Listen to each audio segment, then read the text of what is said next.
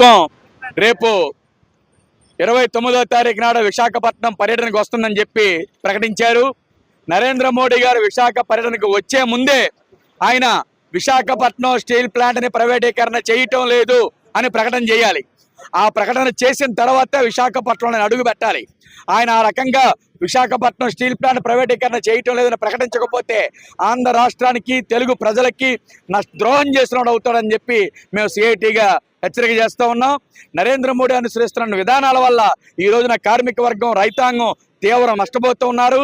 అందుకోసమనే ఈ విధానాలకు వ్యతిరేకంగా ప్రైవేటీకరణ విధానాలు ఆపాలని, కనీస వేతనం 26,000 రూపాయలు చెల్లించాలని, స్కీమ్ వర్కర్స్ని ప్రభుత్వ ఉద్యోగులుగా గుర్తించి వారికి రిటైర్మెంట్ బెనిఫిట్స్ కల్పించాలని, అలాగే అసంఘటిత రంగ కార్మికులైన ఆటో, ముఠా, బిల్డింగ్, తోపుడు బళ్ళు కార్మికులకి ఇన్సూరెన్సు, పిఎఫ్తో కూడినటువంటి, ఈఎస్ఐతో కూడినటువంటి సమగ్ర చట్టం చేయాలనే డిమాండ్లతోటి ఈ ప్రదర్శన జరుగుతూ ఉంది 26వ తారీఖున.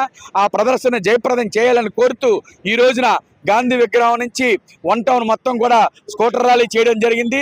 ప్రజానీకం 50 మంది కూడా 26వ తారీఖున జరుగుతున్నటువంటి ప్రదర్శన సభలో పాల్గొని ఈ మోడీ విధానాలకు వ్యతిరేకంగా అడ్డుకట్టు వేయాలని చెప్పి మేము కోరుతూ ఉన్నాం.